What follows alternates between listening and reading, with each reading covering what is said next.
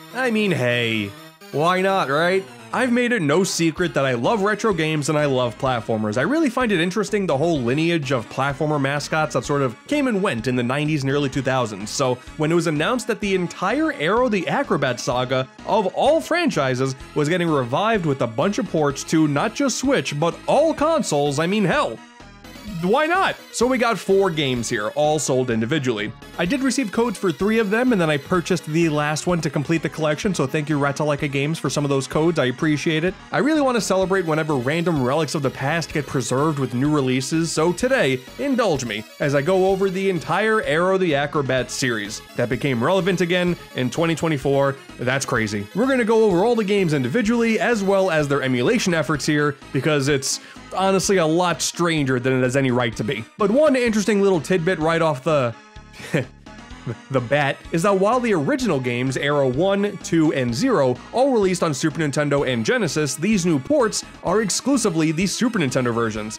Not a huge deal, I guess, both versions are fundamentally the same, but I can't help but feel like that's a missed opportunity, especially when the 4th release here, Rascal Rival Revenge, is basically just a GBA version of the first game, so those Genesis versions are just left in like an odd state of purgatory currently. But whatever, no more talking of what could be, let's talk about what is. Let's talk about Aero the Acro-Bat. Immediately where I think the first Aero the Acro-Bat succeeds is that it goes with the whole circus theme, and it does a pretty good job sticking to it for most of the game. Like, there is a bit of a plot. There's this kid, Edgar Ector, who is banned from his favorite park because a failed prank killed a lion. That's not good. He became evil and then became like an industrialist, so this game kind of goes for the whole thing of, okay, the circus is under attack, right? You are a circus performer, you have to save the circus and all the performers that were taken, but you have to make it to Ector's location. So it does like the Donkey Kong Country style thing of starting in the base location. Okay, you're in the circus, then you go outside the circus, then you got some more outdoor like environments like a forest and whatnot, and then you eventually end up in these evil castles. Like, that transition style of the level themes I think actually really works well for this style of game, because I don't think they could really nail the circus thing like the entire way through, even though I'm sure a lot of people just play the first level and they're like, oh, it's a circus game, cool. No, the themes do have a bit of variety, and that was nice to see. And as the titular character, Aero the Acro-Bat, you do have some acrobatic-like moves, mostly coming from his like spin jumps that he can do diagonally to attack enemies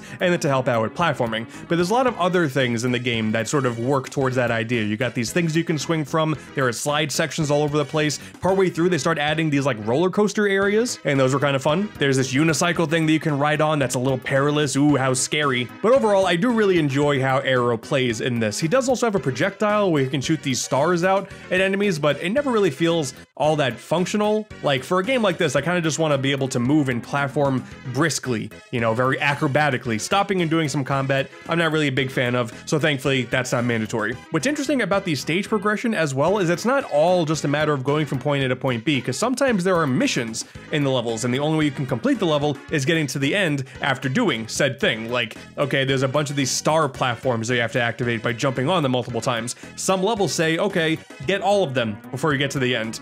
It doesn't really change how you play the game a whole lot. It just means, okay, these platforms that you may otherwise pass up, just jump on them instead. It doesn't demand a whole lot of extra thinking on top of just a standard platformer, but it does change things up just a little bit. What's really nice about these modern ports, by the way, is that there's an instant rewind function just at the push of a button. And for a game like this, I do think that that is actually very useful. I know a lot of retro heads like to say that these things ruin the retro games. You don't really get the whole feel for what the retro game is all about, but I played this game a little bit back in the day, and one of the issues with Aero the Acro-Bat, like the entire series, is you get hit a lot.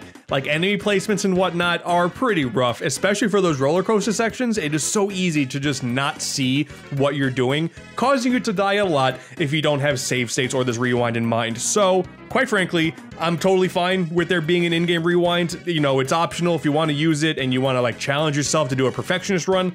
By all means, you can go ahead and do that. It is a problem with this game for sure, but it is a whole lot more tolerable having that option just readily available for you. This goes for the bosses as well, because the patterns for them are not always the easiest and the hitboxes are not always the greatest. Like, this is definitely not an excuse, because if this game was just played straight, I would outright say, don't play it, because it's very, very frustrating if you are just not used to this style of game. But luckily, once again, those functions do make this a lot more tolerable. That all being said though, at the end of the day, this is just like one of the platformers of all time. When you're looking at the 16-bit era and just the overload of mascot platformers that existed around this time, Aero the Acro-Bat doesn't really do a ton to stand out. Like, the circus theme is kind of cool, and I do like that this first game does commit to that bit, but there are too many little nagging issues with the level design and the enemy placements to make this, you know, a fantastic adventure. It lasts roughly about an hour long. You know, the game ends with a fight against Actor, and he just kind of falls, and he's gonna show up in the sequel anyway, so whatever. But it was still fun to just knock this off my backlog, finally beating this game, because hey, it's another mascot platformer off my list. Cool. Thankfully, this first game is fun enough that if you're interested in this style of game, the retro 16-bit platformer, I can recommend this. And the emulation job for this game specifically is nice. The menus that are used for this is something that a lot of retro games on the Switch and other consoles use. Like the Wonder Boy games use this menu layout, the Cotton games, I believe, use this layout. Aero uses it as well. And I want to mention that because when we move on to the sequels, that didn't follow for some reason.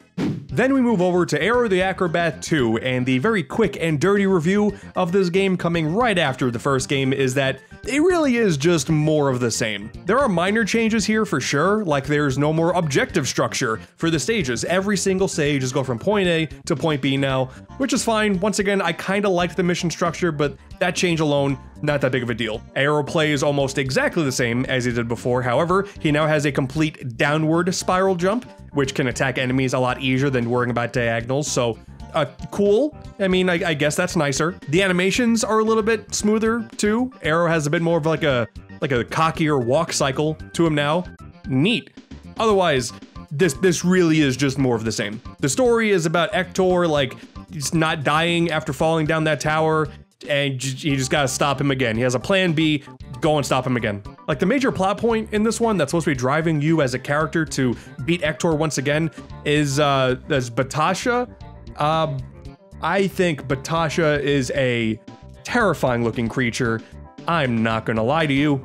There are some extra secret areas that you can find in stages now, like that's kind of cool. There are these portals that'll teleport you and then you go collect some more things and then boom, you go back to the main game. Like fine, this isn't a bad game by any means, but coming after the first one, which is already not groundbreaking, it was just kind of fun, this is a pretty unremarkable sequel. And if anything, I would say I liked it a lot less because the levels are longer and the game overall is a lot longer, about twice the length. And I think that for a game like this, that means it really overstays its welcome. Obviously, they can't just do the same structure of the themes too, like just going for the circus and then just evolving from that. Like there's some clock tower looking areas, that's kind of neat, you know?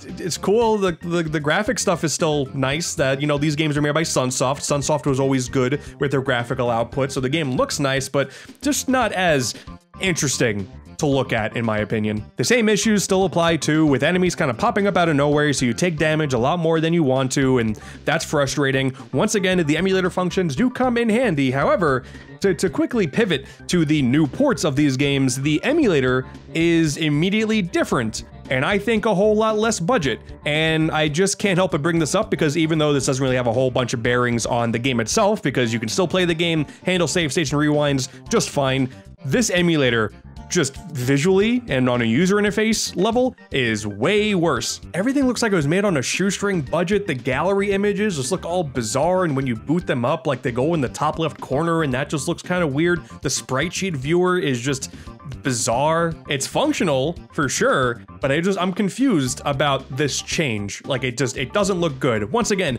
it has no bearing on the game itself, so if you're still interested in Aero the Acro-Bat 2 just as like a novelty after playing the first one, then sure, the game still works. I had no issues once I booted the game and got on into it, but I just can't help but think that this emulator, this decision is very confusing. So overall, Aero the Acro-Bat 2, a bit of an underwhelming sequel, but nothing too offensive. The first game is still better though, in my opinion. The third game in this series is not even an Aero the Acro-Bat title. We move on to Zero the Kamakazi Squirrel. Now, alongside Ector in some of the boss battles in the previous games, you will see an additional character who is just sort of there as an additional thorn in your side. That is Zero. He doesn't really leave that strong of an impact to justify having a game all to himself, but hey, we still got it. I was very confused about this game's existence. I didn't even realize this was part of the same saga until I booted it up.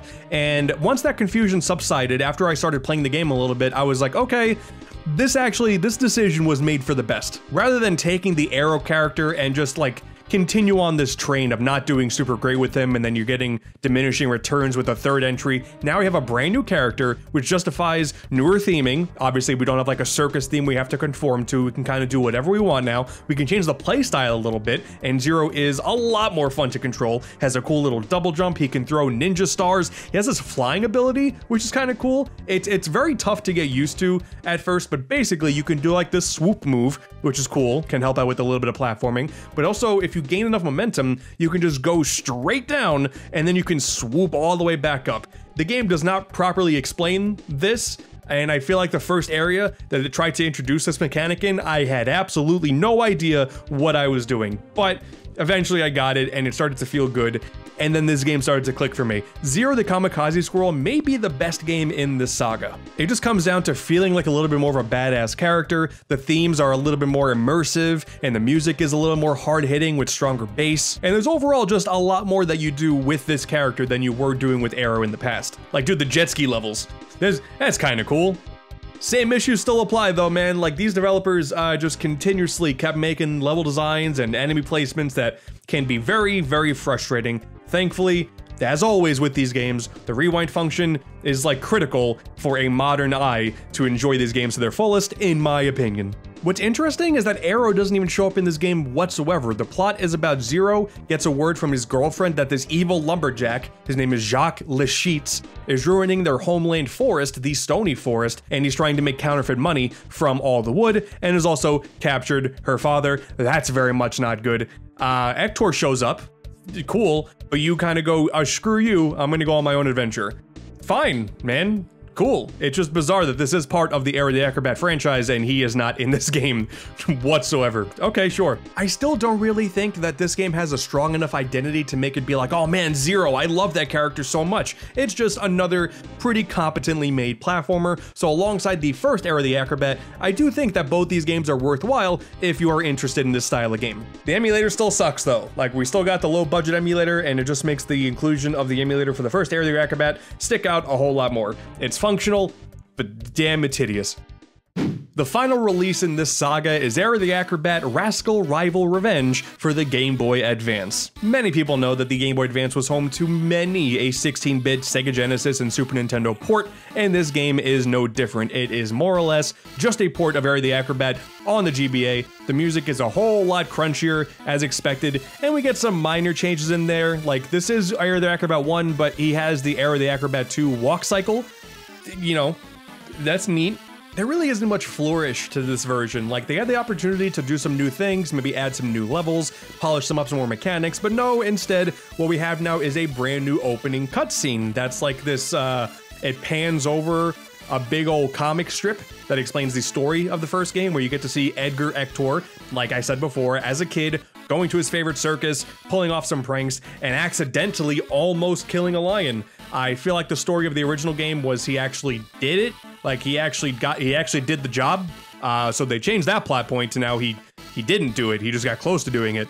This thing really has no relevance to like the gameplay whatsoever, but hey, now you got better context. But the thing is, with this whole cutscene thing, is the few times you see Aero in them, that don't really look like Aero. I don't know, this art style for Aero's kind of strange. Otherwise though, yeah, it's just the first game again, but on the Game Boy Advance. For the sake of preservation, it is cool that this did get a release as well as the rest of the games in the saga, but alongside, like I said, the lack of the Sega Genesis versions, there's just a bit of a strange release strategy going on, including all the versions in these releases I think would better justify their existence.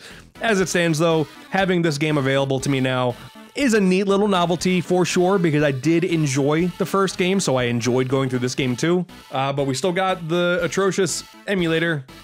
You know, there's only so much that emulator can save, man. I find it so confusing.